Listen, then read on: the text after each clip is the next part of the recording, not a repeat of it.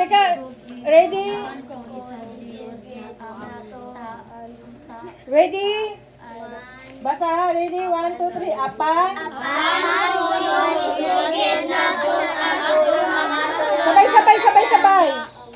Sabay.